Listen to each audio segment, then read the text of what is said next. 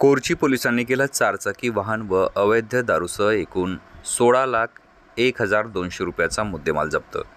गडचिरोली जिल्ह्यात दारूबंदी असताना अवैधरित्या छुप्या रीतीने दारू विक्री व वाहतूक केली जाते, त्याविरुद्ध पोलीस अधीक्षक श्री निलोत्पल यांचे अवैध दारू विक्री करणाऱ्यावर अंकुश लावण्याबाबत मिळालेल्या आदेशान्वये आज दिनांक 12 एप्रिल रोजी पांढऱ्या रंगाच्या बोलेरो पिकअप या चारचाकी वाहनाने देवरी ते कोरची रोडने अवैधरित्या दारूची वाहतूक करणार आहे अशा मिळालेल्या गोपनीय माहितीवरून उपविभागीय पोलीस अधिकारी कुरखेडा श्री रवींद्र भोसले यांच्या मार्गदर्शनाखाली प्रभारी अधिकारी पोलीस स्टेशन कोरची पोलीस निरीक्षक शैलेंद्र ठाकरे व त्यांचे पथक सदर ठिकाणी रवाना करण्यात आले।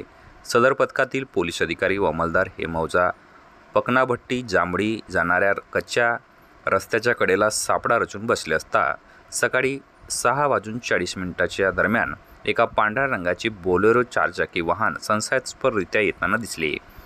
पोलिसांनी वाहन चालकास हात दाखवून थांबवण्याचा इशारा केला। त्यावेळेस वाहन चालकाने त्याचे वाहन रस्त्याच्या कडेला थांबवले।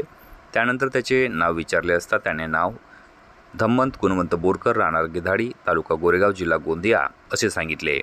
त्यानंतर त्यास वाहन अडवण्याचे कारण सांगून सदर वाहनाची तपासणी केली असता वाहनाच्या मागील ट्रॅलीत असलेल्या मुरमुऱ्याच्या बोऱ्याखाली अवैध दारू आढळून आली। तब्बल 16,01,200 रुपयाचा मुद्देमाल घटनास्थळावरून जप्त करण्यात आला। संबंधित घटनेच्या अनुषंगाने पोलीस स्टेशन कोरची येथे गुन्हा नोंद करण्यात आलेला आहे। धम्मंत गुणवंत बोरकर वय 24 वर्ष, राहणार गिधाडी, तालुका गोरेगाव, जिल्हा गोंदिया व अज्ञात फरार आरोपी याच्या विरोधात गुन्हा नोंद करण्यात आला आहे। सदरची कारवाई पोलीस अधीक्षक निलोत्पल, अप्पर पोलीस अधीक्षक अभियान यतीश देशमुख, उपविभागीय पोलीस अधिकारी कुरखेडा रवींद्र भोसले यांच्या मार्गदर्शनाखाली प्रभारी अधिकारी कोरची पोलीस निरीक्षक शैलेंद्र ठाकरे, पोलीस उपनिरीक्षक योगेश पवार, पोलीस उपनिरीक्षक प्रवीण बुंदे, पोलीस हवालदार राकेश मेश्राम, पोलीस अंमलदार दिनेश कुंवर, इंदाराम ताराम यांनी पार पाडली, अशी माहिती आज दिनांक 12 एप्रिल रोजी सायंकाळी 6च्या सुमारास गडचिरोली पोलिसांकडून प्राप्त झाली आहे।